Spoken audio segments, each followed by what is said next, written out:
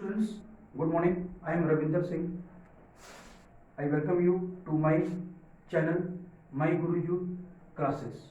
अब आज हम क्लास 9 का क्वाड्रिलेटरल है उसका एक जनरल इंट्रोडक्शन लेंगे और इस चैप्टर में जितने भी कॉन्सेप्ट्स हैं उन सबको समझने की कोशिश करेंगे करके कि हम इस लेसन के अंदर आने वाले हर क्वेश्चन को अच्छी तरह से समझ सकें।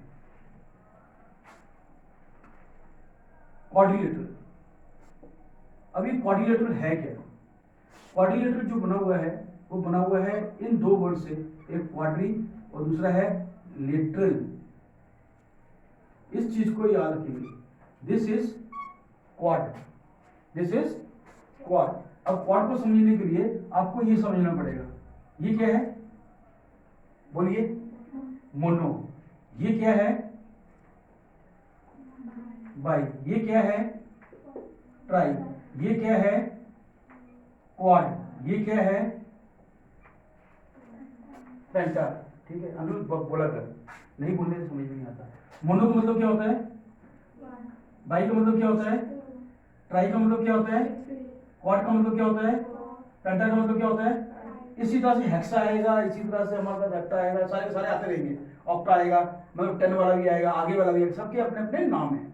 अब ये चीज को याद रखिएगा, मोनो से शुरू किया, मैं आपको क्वाड तक लेके आया ये बताने के लिए कि quad means what? Quad means 4, quad means 4 and lateral means sides, lateral means sides. So any figure, अब देखिएगा इसके अंदर बड़ी मजेदार बात है, any figure of 4 sides is called a quadrilateral. ठीक है, अब अंशिका बोलेगी। अंशिका, सही बात है, ये डेफिनेशन सही है। इस डेफिनेशन में कोई प्रॉब्लम समझ में आ गया? अब मेरे को आगे बताइए, क्या लिखा मैंने? Any figure. क्या लिखा है? Any figure. मैं बना दूं? ठीक है, ये बनाया, ये बनाया, ये बनाया, ये बनाया, 1 side, 2 side, 3 side, 4 side, any figure. ये क्वाड्रिलेटरल है, फिर ये डेफिनेशन सही है, इसमें क्या प्रॉब्लम है? क्लोज्ड लिखना था। क्या लिखना था? Any closed figure of 4 sides, any closed figure of 4 sides. अब ये बात को याद रखिएगा, any closed figure of 4 sides is called a quadrilateral. इसीलिए जब भी कोई भी डेफिनेशन को पढ़ो, पहले उस तस्वीर को बना लो अपने यहाँ पर माइंड में, जहन में करके, कि आपको पता चल सके कि आपने क्या लिखना है। वो क्लोज्ड होगी, अगर मैं एनी फिगर लिख दूंगा तो क्या होगा? वो ओपन हो जाएगी और वो क्वाड्रिलेटरल नहीं बनेगी। समझ में आ गया? ठीक है। अब देखो एक मजेदार बात है, मैं आपको यहाँ पे एक चीज लिख रहा हूं और आप लोग मुझे बताओगे इसको कैसे लिखते हैं। ये क्या है? ट्रायंगल को हम कैसे लिखते हैं? ट्रायंगल का हमने सिंबल बनाया हुआ है, ठीक है, बनाया हुआ है। अब उसी तरह से जो क्वाड्रिलेटरल होती है, क्वाड्रिलेटरल को हम लोग LATERA क्वाड्रिलेटरल, क्वाड्रिलेटरल को हम लोग कैसे लिखते हैं? क्वाड्रिलेटरल को हम शॉर्ट फॉर्म में लिखते हैं क्वाड। क्या लिखते हैं? क्वाड। ठीक है। ट्रायंगल को तो हम लोग सिंपल बना देते हैं, क्वाड्रिलेटरल को हम कैसे लिखते हैं? क्वाड। अगर क्वाड पसंद नहीं आएगा तो आप ये पूरा लिखेंगे, क्वाड आगे डॉट। ठीक है, मगर एक और तरीका है,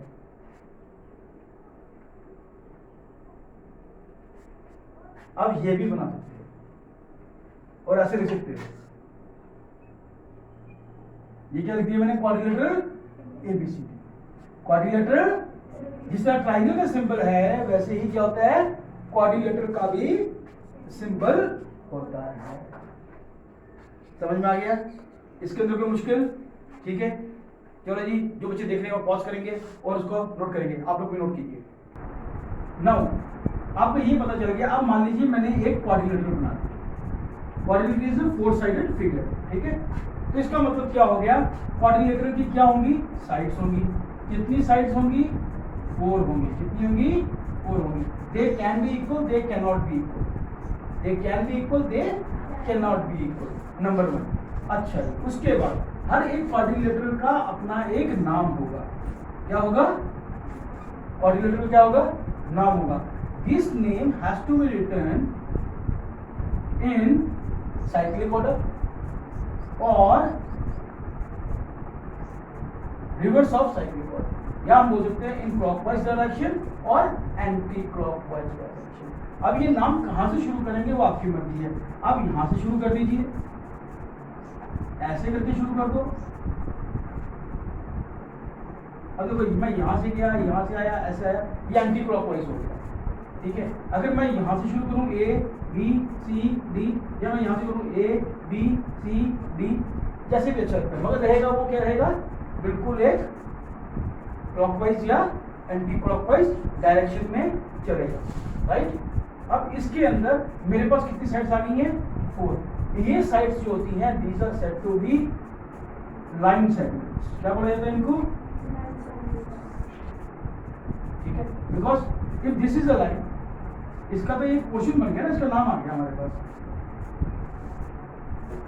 ये यहां से प्रोड्यूस कर रही है, मान लीजिए ये यहां से प्रोड्यूस कर रही है, ये यहां से प्रोड्यूस कर रही है, ये यहां से प्रोड्यूस कर रही है, ये इधर जा रही है, ये लाइन ऐसी जा रही है, ये ऐसी जा रही है, ये ऐसे जा रही है।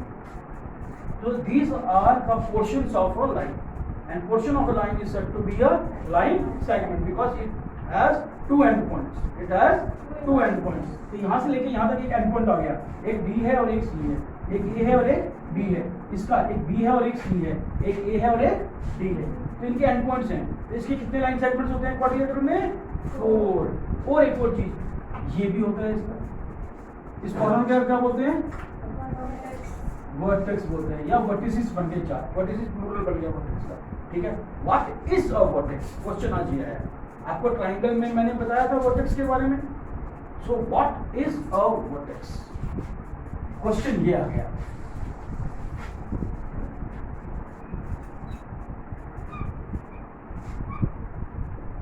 What is a vertex? Do you know what is a vertex? Vertex.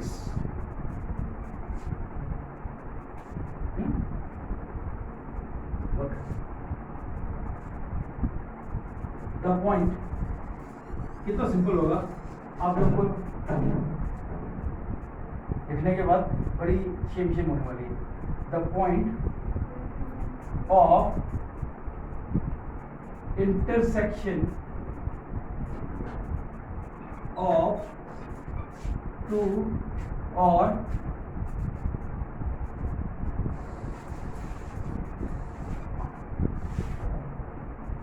is called a vertex। क्या बोला मैंने? एक लाइन है, दूसरी लाइन है, जहां पे दो लाइनें आके क्या कर गई? इंटरसेक्ट कर गई। क्या कर गई? इंटरसेक्शन है ना, यानी कि इंटरसेक्ट कर गई। ये पॉइंट आ गया, ये पॉइंट क्या बन जाएगा? एक वर्टेक्स बन जाएगा। क्या बन जाएगा? फॉर एग्जाम्पल, एक एग्जाम्पल लेते हैं। ये एक आर्म आ रही है, ये एक लाइन आ रही है, ये भी एक लाइन है, ये एक लाइन सेगमेंट है AO, और ये क्या है? एक और लाइन सेगमेंट है, क्या है? OB। अब ये दोनों आगे कहाँ पे कट रही हैं? कहाँ मिल रही हैं? आके जहाँ पे आके मीट करेंगी, यानी कि इंटरसेक्ट करेंगी। अगर ये यहाँ पे ऐसे चले जाए तो ये ऐसे चली जाएगी। अगर हम इसको बनाएंगे तो भी ठीक है, नहीं बनाएंगे तो भी ठीक है। ठीक है, तो इसके बीच में एक एंगल तो बनेगा, मगर यहाँ पर क्या बन गया?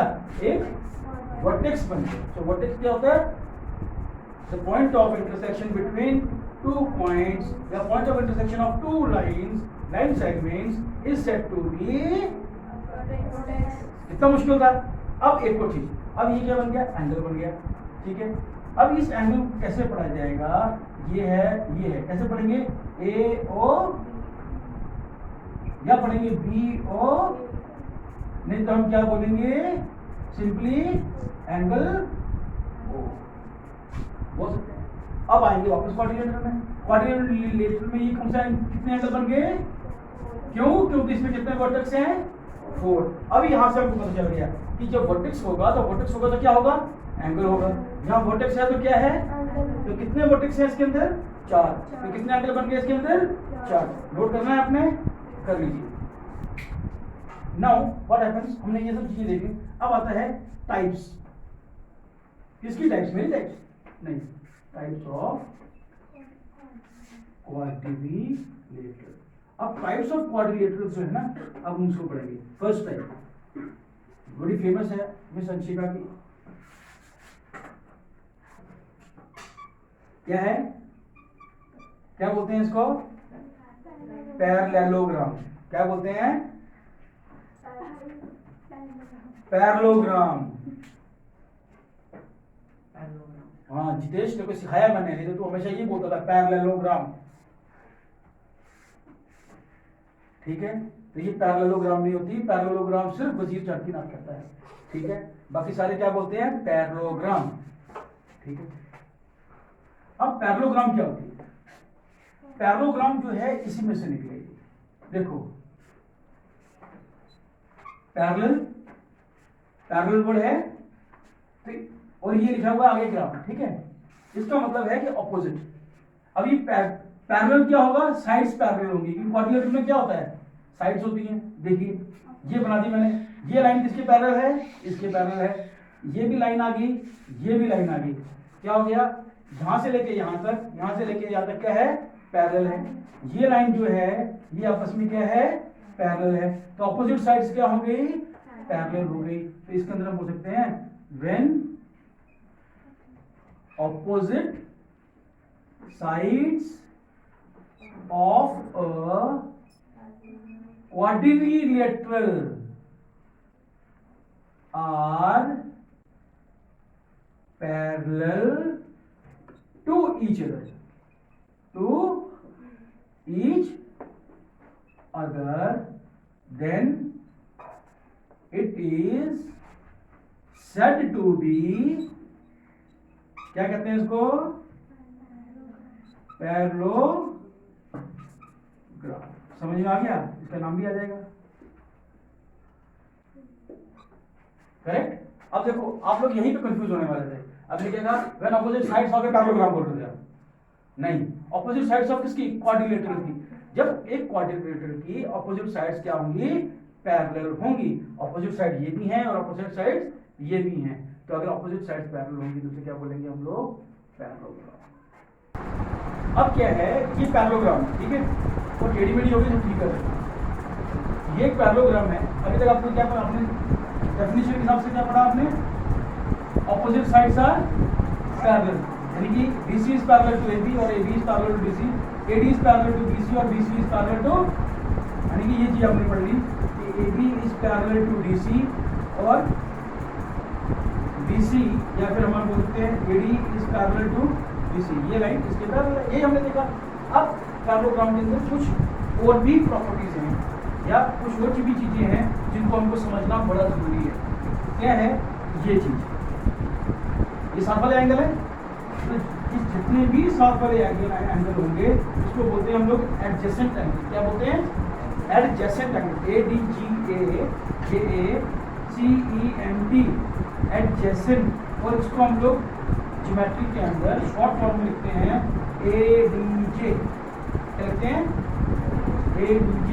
एडजेसेंट एंगल्स जो होंगे इसके अंदर, एक पैरेललोग्राम के अंदर, उनका सम क्या होगा, होगा 180 डिग्री। कितना होगा, अब आप बोलोगे ऐसा क्यों, देखो this is a parallel line, this is a transversal, तो हमने क्या पढ़ा था, तो supplementary angle, the sum of supplementary angle is equal to 180 degree. और ये इंटीरियर सप्लीमेंट्री मतलब अंदर बने हुए हैं, ठीक है, ये एंगल प्लस ये एंगल कितना होगा, 180 होगा। तो ये अगर ट्रांसवर्सल है, ये पूरी पूरी पैरेलल है, this angle plus this angle is equal to 180 degree. Correct, यही चीजें यहाँ पर क्लियर। नाउ फर्दर, अब एक और चीज, अगर मैं ऐसे, अब उसी तरह से this angle plus this angle will be same side of the transversal है, ये एंगल प्लस ये एंगल, ये ट्रांसवर्सल है, ये और ये लाइन पैरेलल है, ये दोनों एंगल सब वही प्रॉपर्टी वही लगती। अब इसके अंदर एक, अगर मैं यहाँ से डायगोनल बना दूँ, तो कई लोग क्या बोलते हैं डायगोनल को, डायगोनल, क्या बोलते हैं, डायगोनल। ये कहाँ बोलते हैं, होते हैं आपके वहाँ पर, डायगोनल नहीं बोलते। चलो ये विजय चाकीनाथ में डायगोनल को डायगोनल बोला जाता है, नहीं तो क्या बोलते हैं वो लोग, पैरेललोग्राम को पैरेललोग्राम। ठीक है, अब ये चीज तो हाई फाई चीज है वहाँ पर, तो गलती से भी जाके वहाँ पर क्या करना है, एडमिशन नहीं हिलेंगे।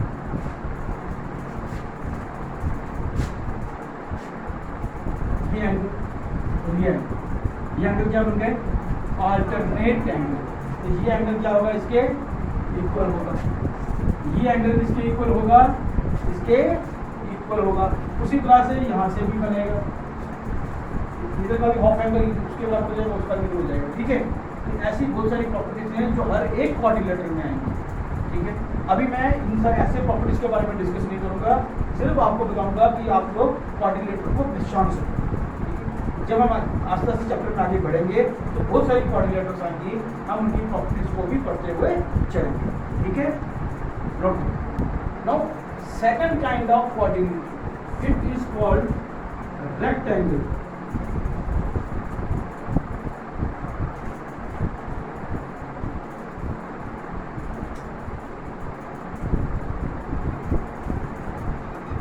कौन सी है? रेक्टेंगल। अब देखो जी, रेक्टेंगल क्या होती है?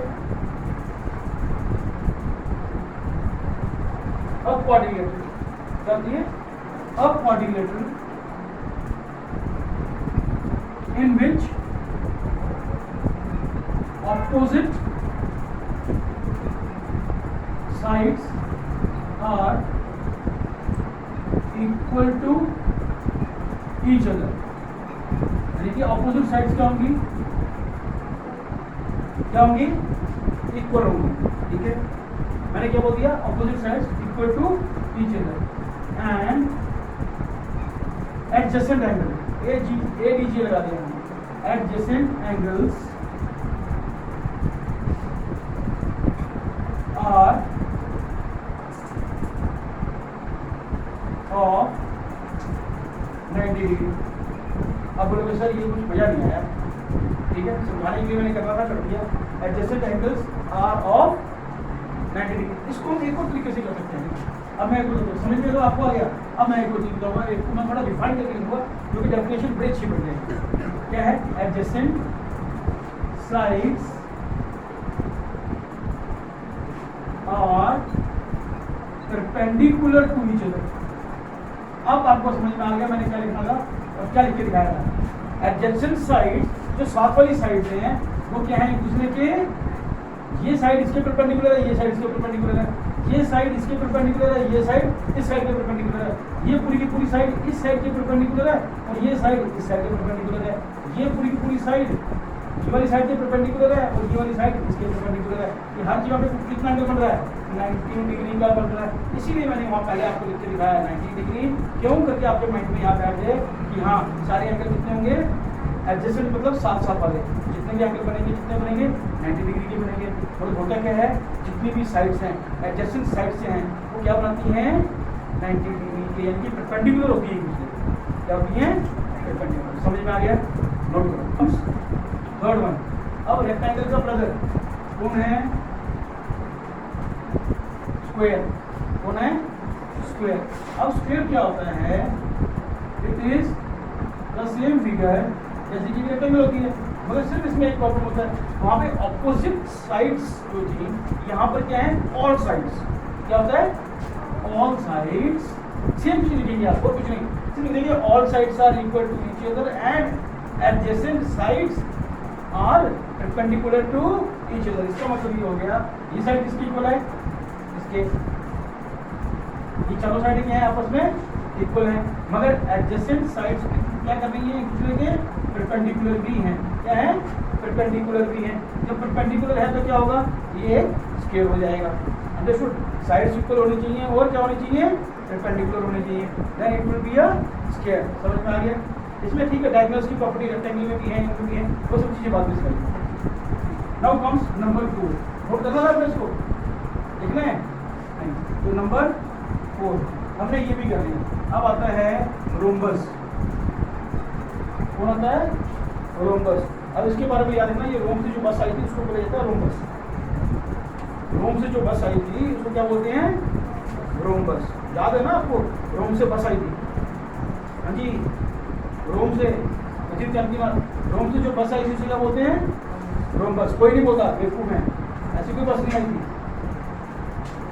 अब रोम्बस क्या होती है? It is a quadrilateral it is a quadrilateral. अगर आपको फिर भी अगर आपको ये डिजाइन अच्छा नहीं लगा, आपको दूसरा डिजाइन दिखाते हैं।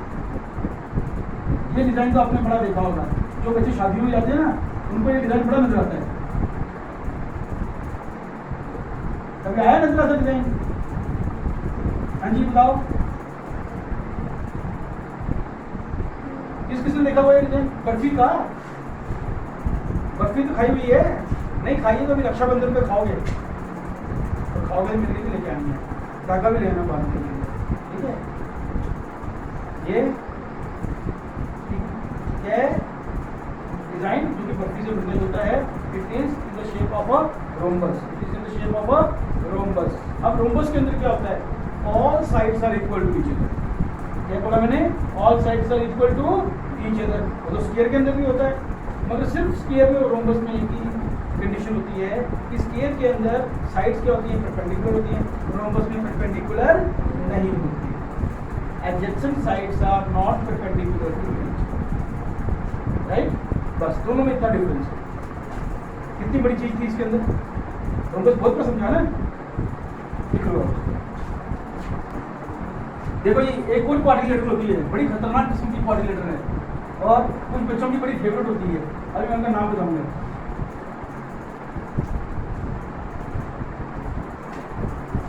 एक क्वाड्रिलेटरल ये भी होती है, एक क्वाड्रिलेटरल ये भी होती है। आप बोलोगे ये कौन सी काइट निकाल दी? काइट नाम की क्वाड्रिलेटरल? हाँ जी, this is a special kind of a quadrilateral. अब आप बताएंगे, देखो जी ये ऐसी होती है, ऊपर से क्या है? साइड्स क्या हैं? छोटी हैं।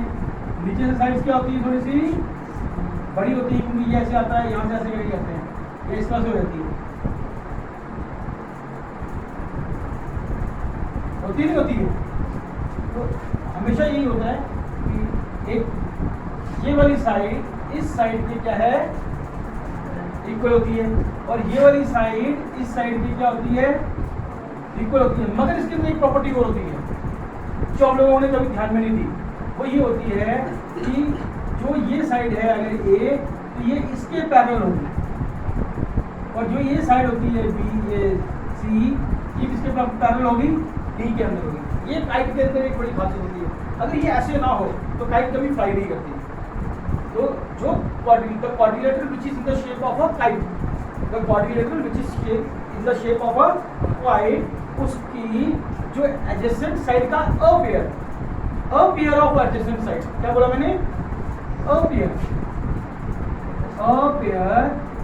of adjacent sides is equal, एक पेयर होता है also and another pair is also equal। एक पेयर को जो एक पेयर क्या होगा? वो इक्वल होगा, मगर दूसरा पेयर भी इक्वल होगा। अब मैंने इन दोनों को अलग अलग लिखा, बहुत सारे डेफिनेशन के अंदर लिखा हुआ है कि the pair of adjacent sides is equal। क्या बोला हुआ है? पेयर ऑफ या फिर pairs of adjacent sides is equal. ठीक है, वो डेफिनेशन को मैं गलत नहीं बोलता, ठीक लिखी हुई है। पेयर्स ऑफ, पेयर्स यानी कि जोड़े, ठीक है, मगर मैंने इनको अलग अलग करके रख दिया। क्यों? क्योंकि मैं और अच्छी तरह से समझा सकूं और आप लोग और अच्छी तरह से समझ सको। ये एक पेयर आ गया, मैंने ये लिख दिया। मैंने कहा कि दूसरा पेयर भी जो है वो भी आपस में इक्वल होता है। और एक और चीज, जो अपोजिट साइड्स आती हैं वो हमेशा क्या होती है? एक दूसरे के पैरेलल होती हैं। ये हमको समझना है, ठीक है, ये याद रखना। काइट तभी एक अच्छी तरह से बनती है। उसके बाद हमारे पास एक और किस्म की क्वाड्रिलेटरल आती है जिसको बोलते हैं ट्रपीजियम। क्या बोलते हैं? ट्रपीजियम। देखो ट्रपीजियम क्या होता है? ट्रपीजियम के अंदर क्या होता है कि हमारे पास इस तरह से होता है कि a pair of opposite sides are parallel। क्या होता है?